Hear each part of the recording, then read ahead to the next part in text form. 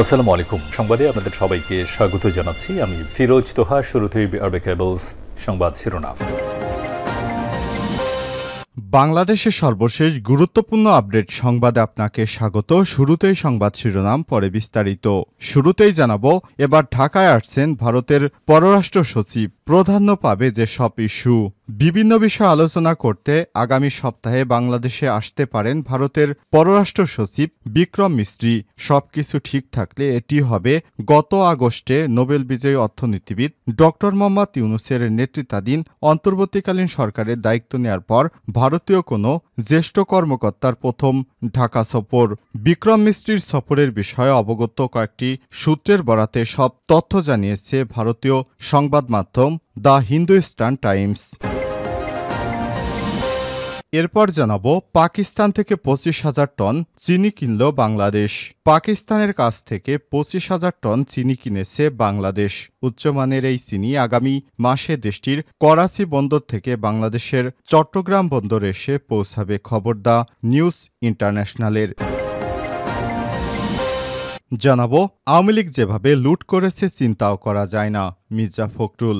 বিএনপির মহাসচিব মির্জা ফখরুল ইসলাম আলমগীর বলেছেন, কিভাবে আওয়ামী লীগ সরকার দেশের সম্পদ লুণ্ঠন করে বিদেশে পাচার করে দিয়েছে তা চিন্তাও করা যায় না। প্রতিবছর তারা $16 বিলিয়ন করে পাচার করেছে। নির্বাচনী ব্যবস্থা সহ দেশের সব প্রতিষ্ঠান আওয়ামী লীগ ধ্বংস করে দিয়েছে। এদিকে বাংলাদেশ কঠিন সময় পার করছে বললেন প্রধান উপদেষ্টা। বর্তমান বাংলাদেশ সবচেয়ে কঠিন সময় পার করছে বলে জানিয়েছেন অন্তর্বর্তীকালীন সরকারের প্রধান উপদেষ্টা অধ্যাপক ডক্টর মোহাম্মদ ইউনূস। তাই অতীতের যে কোনো সময়ের চেয়ে সবাইকে ঐক্যবদ্ধ থাকার আহ্বান জানিয়েছেন তিনি। এদিকে পালিয়ে যাওয়া 700 আসামি এখনও পলাতক, কারা মহাপরিদর্শক। গত জুলাই আগস্টে বৈষম্যবিরোধী ছাত্র আন্দোলনে গণঅভ্যুত্থানের মুখে কারাগার থেকে পালানো বন্দীদের মধ্যে এখনও 700 জন পলাতক রয়েছে।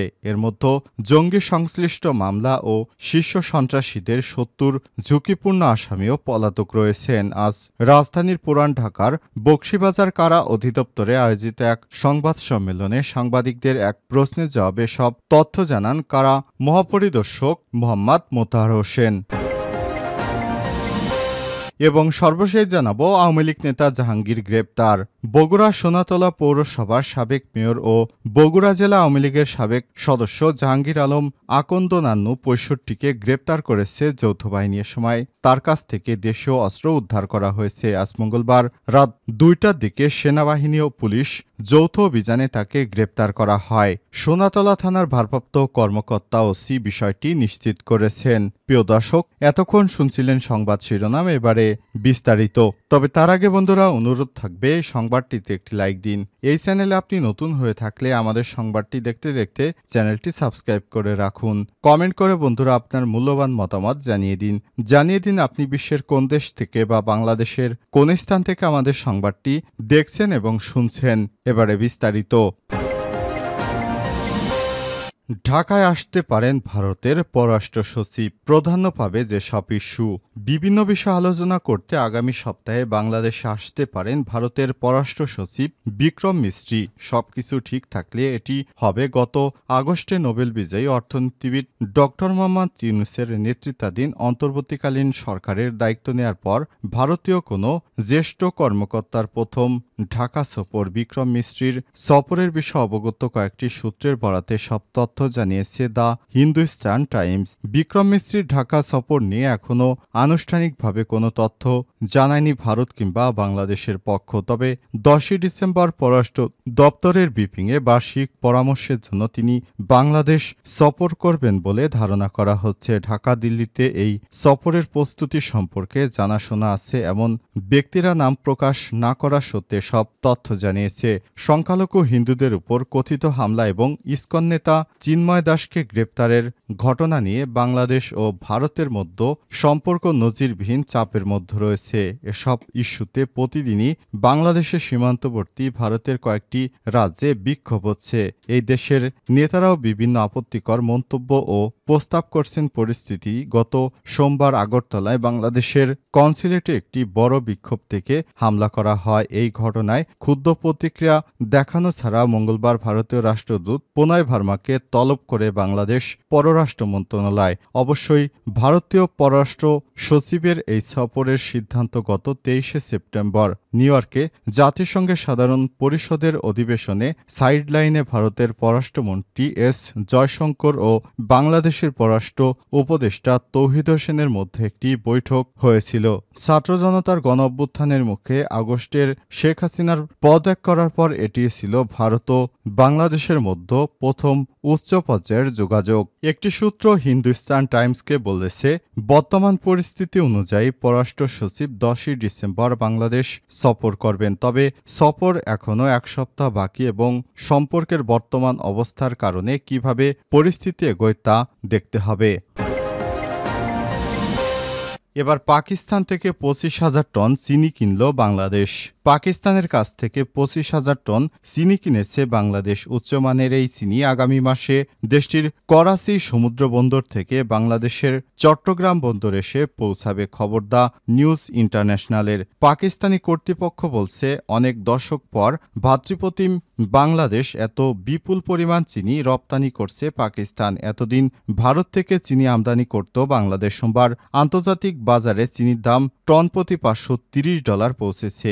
এবছর প্রধানমন্ত্রী শেহবাজ শরীফের অনুমোদনে প্রায় 6 লাখ টন চিনি বিক্রির অনুমোদন করেছে পাকিস্তান। এর মধ্যে 70,000 টনের মধ্যে এশিয়ার দেশগুলোতে পাঠানো হবে। থাইল্যান্ডে 50,000 টন চিনি ক্রয় করেছে। পাকিস্তানের চিনির ডিলারদের একজন কর্মকর্তা মাজিদ মালিক বলেছেন, উপসাগরীয় দেশ এবং আরব দেশ ও আফ্রিকার দেশও পাকিস্তান থেকে চিনি কেনার চুক্তি স্বাক্ষর করেছে। এই চিনি রপ্তানি থেকে পাকিস্তান 400 থেকে 500 মিলিয়ন ডলার আয় করবে। দেশটির প্রধান বৈদেশিক মুদ্রা অর্জনকারী খাতের একটি চিনি শিল্প।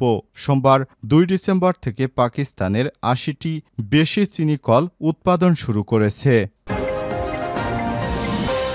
আওয়ামী লীগ যেভাবে লুটপাট করেছে সেটি চিন্তাও করা যায় না, মির্জা ফখরুল। বিএনপির মহাসচিব মির্জা ফখরুল ইসলাম আলমগীর বলেছেন, কিভাবে আওয়ামী লীগ সরকার দেশের সম্পদ লুটপাট করে বিদেশে পাচার করে দিয়েছে তা চিন্তাও করা যায় না। প্রতি বছর তারা 16 বিলিয়ন মার্কিন ডলার পাচার করেছে। নির্বাচনী ব্যবস্থা সহ দেশের সব প্রতিষ্ঠান আওয়ামী লীগ ধ্বংস করে দিয়েছে। বাংলাদেশের স্বাধীনতা সার্বভৌমত্বের প্রশ্নে দেশের সব রাজনৈতিক দলকে ঐক্যবদ্ধ হওয়ার আহ্বান জানিয়ে মির্জা ফখরুল ভারতের নানা আচরণের প্রসঙ্গ টেনে প্রশ্ন করেন, এটা কোন ধরনের বন্ধুত্ব? এটা কোনো ধরনের প্রতিবেশী সুলভ আচরণ? সেটা আমার বোধগম্য নয়। আর যুক্তরাজ্যে ইস্ট লন্ডনে রয়্যাল রিয়েল এজেন্সি হলে আয়োজিত এক সমাবেশে প্রধান অতিথির বক্তব্যে বিএনপির মহাসচিব মির্জা ফখরুল ইসলাম আলমগীর এসব কথা বলেন। যুক্তরাজ্য বিএনপির সভাপতি এম.এ. মালেকের সভাপতিত্বে সমাবেশ পরিচালনা করে যুক্তরাজ্য বিএনপির সাধারণ সম্পাদক কয়সর এম.এ. আহমেদ। এছাড়াও বিএনপির আন্তর্জাতিক বিষয়ক সম্পাদক ব্যারিস্টার নাসির উদ্দিন অসীম, নির্বাহী কমিটির সদস্য গিয়াসউদ্দিন আহমেদ, যুক্তরাজ্যের বিভিন্ন শহর ও ইউরোপের বিভিন্ন দেশ থেকে হাজার হাজার নেতাকর্মী এই সমাবেশে অংশ নেয়। ভারতের ত্রিপুরা রাজ্যের আগরতলায় বাংলাদেশ সহকারী হাইকমিশনে হামলা, পতাকা নামিয়ে আগুন দেয়া, কলকাতায় বাংলাদেশ সহকারী হাইকমিশনের সামনে সহিংস বিক্ষোভ, সিলেট ও বেনাপোল সীমান্ত দিয়ে উগ্রবাদী ভারতীয়দের বাংলাদেশে প্রবেশের চেষ্টার প্রতিবাদ জানায় যুক্তরাজ্য সফররত বিএনপির মহাসচিব মির্জা ফখরুল ইসলাম আলমগীর। তিনি বলেন, এটা কোন ধরনের বন্ধুত্ব? এটা কোন ধরনের প্রতিবেশী সুলভ আচরণ? বাংলাদেশে সংখ্যালঘু নির্যাতন হচ্ছে এমন একটি মিথ্যা ও বিভ্রান্তিকর তথ্য ছড়িয়ে বাংলাদেশের সার্বভৌমত্বকে হুমকির মুখে ফেলা দেওয়ার চেষ্টা করছে প্রতিবেশী ভারত। বিএনপির মহাসচিব বলেন, শেখ হাসিনা গত 15 বছরে 20,000 মানুষকে হত্যা করেছে, শত শত মানুষকে গুম করেছে। সেই শেখ হাসিনাকে আশ্রয় দিয়েছে ভারত। শেখ হাসিনা ভারতে বসে বাংলাদেশের জনগণের বিরুদ্ধে তার দলবল নিয়ে চক্রান্তে লিপ্ত হয়েছে। বাংলাদেশ কঠিন সময় পার করছে, প্রধান উপদেষ্টা। বর্তমান বাংলাদেশ অত্যন্ত কঠিন সময় পার করছে বলে মন্তব্য করেছেন অন্তর্বর্তীকালীন সরকারের প্রধান উপদেষ্টা অধ্যাপক ডক্টর মোহাম্মদ ইউনূস। তাই অতীতের যে কোনো সময় চেয়ে সবাইকে ঐক্যবদ্ধ থাকার আহ্বান জানান তিনি। বুধবার 4 December defence services command and staff college কমপ্লেক্সে ন্যাশনাল ডিফেন্স কোর্স 2024 এবং আর্মড ফোর্সেস এয়ারফোর্স 2024-এর কোর্স সমাপনী অনুষ্ঠানে সার্টিফিকেট প্রদান অনুষ্ঠানে সব কথা জানান তিনি।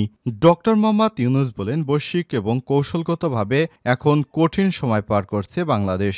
বাংলাদেশ এর ব্যতিক্রম নয়। অতীতের যে কোনো সময়ের তুলনায় দেশবাসীকে ঐক্যবদ্ধ থাকতে হবে। এ সময় প্রধান উপদেষ্টা সফলতার সঙ্গে কোর্স সম্পন্ন করার জন্য ন্যাশনাল ডিফেন্স ফোর্স 2024 এবং আর্মড ফোর্সেস এয়ারফোর্স 2024-এ অংশগ্রহণকারী সবাইকে অভিনন্দন জানান এবং জাতীয় নিরাপত্তা নিশ্চিত প্রকল্পে এনডিসির উচ্চমান সম্পন্ন পাঠ্যক্রমে রাষ্ট্রের বিভিন্ন গুরুত্বপূর্ণ বিষয়াদি অন্তর্ভুক্ত থাকার প্রধান উপদেষ্টা গভীরভাবে সন্তোষ প্রকাশ করেন। এবছর ন্যাশনাল ডিফেন্স কোর্স 2024-এর 95 জন কোর্স মেম্বার অংশগ্রহণ করে, যার মধ্যে রয়েছে বাংলাদেশ সশস্ত্র বাহিনী 46 জন, বেসামরিক প্রশাসনের 16 জন এবং 18টি বন্ধুপ্রতিম দেশের 33 জন সদস্য। অপরদিকে বাংলাদেশ সেনা নৌ ও বিমান বাহিনী থেকে 55 course member armed forces war course 2024 সফলতার সঙ্গে সম্পন্ন করেন।